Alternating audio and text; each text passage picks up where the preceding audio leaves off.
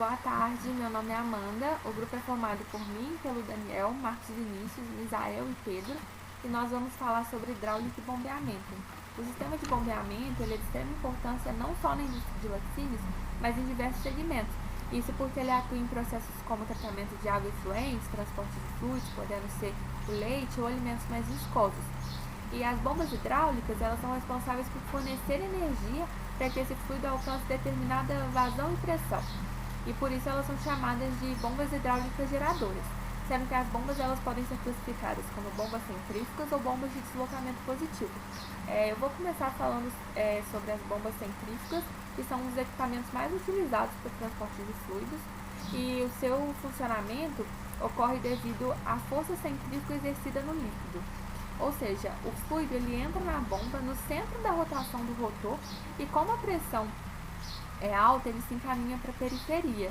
Devido a essa mesma pressão, ele segue direto para a saída da tubulação, sendo que o rotor ele pode ser classificado como rotor aberto, fechado ou semiaberto. E essa classificação ela varia de acordo com como as palhetas estão dispostas no equipamento. Por exemplo, o rotor aberto ele tem grandes passagens livres, então ele não é suscetível a obstrução, fazendo com que produtos mais viscosos possam ser processados.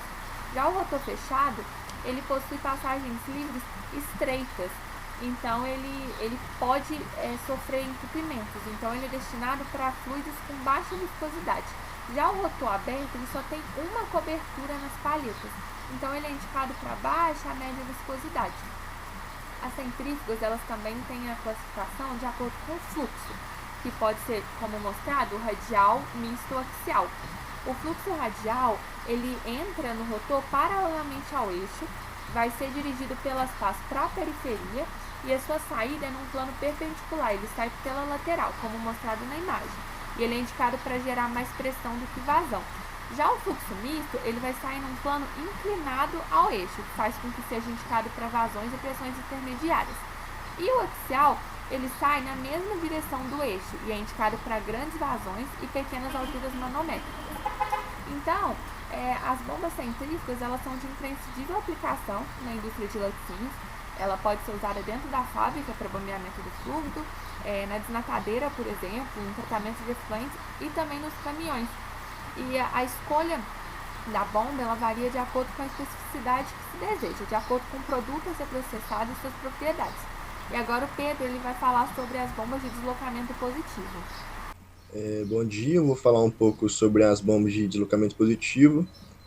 A bomba de deslocamento positivo funciona mediante a aplicação de uma força direta a um líquido, produzindo a pressão necessária para mover o mesmo. O movimento do produto está relacionado com a velocidade das partes móveis no interior da bomba. As bombas de deslocamento positivo são bastante eficientes e trabalham bem com uma ampla gama de viscosidade, particularmente as mais altas. Elas podem ser de movimento alternado ou rotativas. As bombas de movimento alternado, o fluido recebe diretamente a ação de força de um pistão e geram fluido às pressões mais elevadas entre todos os tipos de bombas. Elas possuem capacidade relativamente pequena. Já as bombas rotativas, o fluido é retido no espaço entre as palhetas e em seguida deslocado de modo contínuo pelo movimento de rotação desde a entrada até a saída da bomba. Elas são usadas com líquido de viscosidade variada, qualquer viscosidade, desde que não contenham sólidos abrasivos. A descarga e a pressão do fluido bombeado sofrem pequenas variações quando a rotação é constante. Além disso, as bombas positivas não agridem o produto, possuem alta vazão e baixa pressão e é de fácil limpeza. Este tipo de bomba possui vantagens como ela pode ser utilizada em produtos de médias a alta viscosidade e em serviços onde é necessário um fluxo constante, independente de variações de pressão e viscosidade. Agora, meu companheiro Misael vai falar um pouco sobre a a bomba sanitária.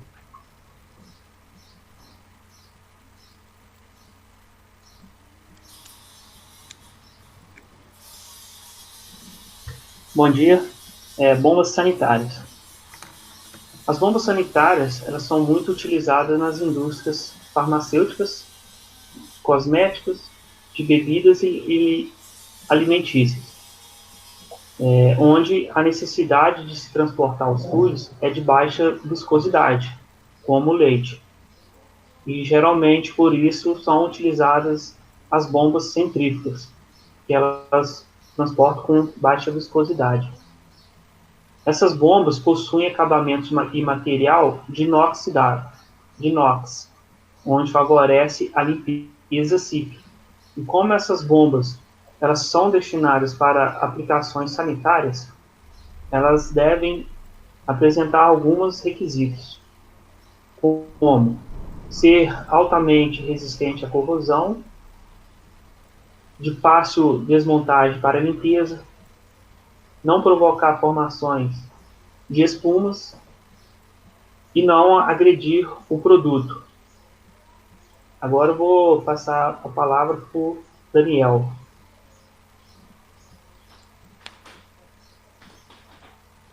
As bombas a vácuo, elas são usadas para transporte de gases.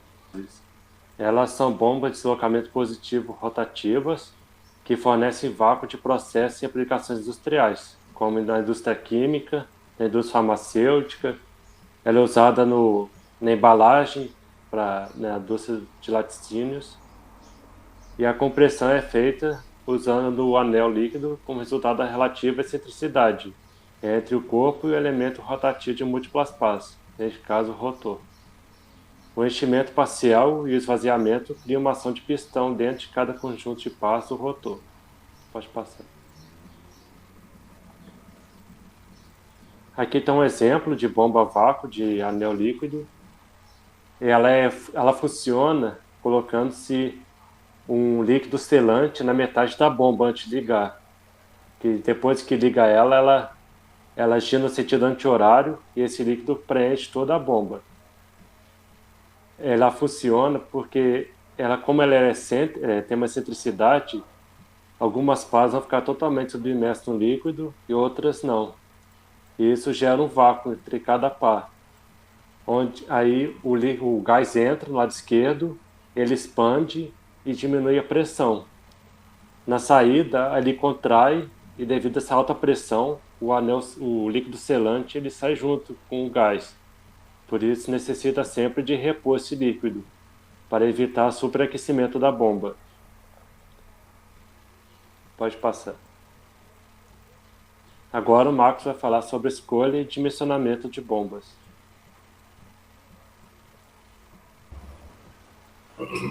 Bom dia. Agora estarei falando sobre dimensionamentos e escolhas da bomba. Né? Para se escolher uma bomba, deve-se saber o tipo de fluido que vai bombear, sua densidade, né? Para onde que vai se bombear, né?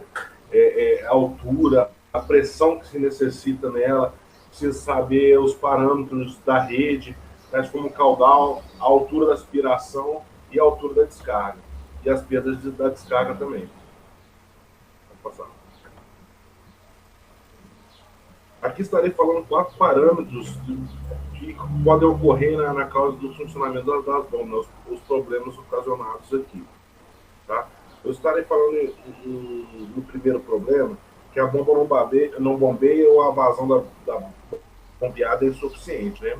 A instalação que exige condição de sucção superior é aquela que a bomba não possui, o desnível da sucção é excessivo, está ocorrendo entrada de ar na tubulação sucção, a válvula de sucção está fechada ou parcialmente aberta, tendo uma restrição, a válvula de pé é muito pequena ou está entupida, a rotação do sentido inverso, quando a polaridade do motor trifásico está invertida, a altura manométrica superior ou aquela informada quando da seleção, corpos estranhos no motor, a bomba não foi escovada ou a escova não foi bem realizada. Essa escova é o quê? A retirada de ar da tubulação, do sistema de tubulação, né? Para que não ocorra uma captação.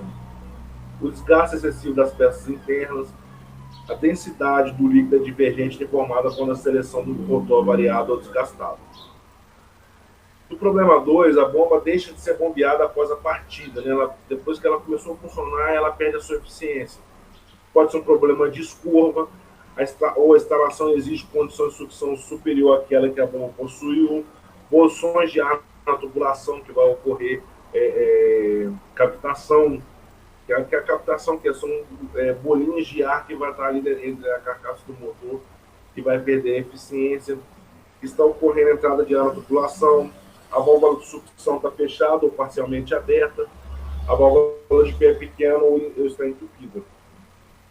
Problema 3 seria o sobrecarga no motor, um corpo estranho no motor, altura manométrica inferior àquela informada quanto à seleção, viscosidade do líquido divergente quanto à seleção que foi projetada, a densidade do líquido divergente informada, né? Atritos da parte rotativa com a parte estacionária, rolamentos avariados ou desgastados. Vibrações. A bomba, problema de escova, instalação existe condição de sucção inferior à da bomba, bolsões de ar na tubulação, o corpo estranho no motor, desgaste excessivo das peças internas, o rotor variado ou desgastado, o eixo empenado, né? Atriz de partes rotativas com partes estacionárias, o rolamento variado ou desgastado, funcionamento com vazões reduzidas, deficiente na lubrificação dos rolamentos, a impureza nos rolamentos ou nos lubrificantes, oxidação dos rolamentos devido à entrada. São fatores aqui que são excêntricos, né, em relação ao balanceamento dele também, que essa vai ocorrer essas vibrações. Eu estou falando sobre o problema 5, seria um superaquecimento. O que seria isso? Uma bomba que tem um problema de escova, ela vai estar rodando livre, mais livre, né?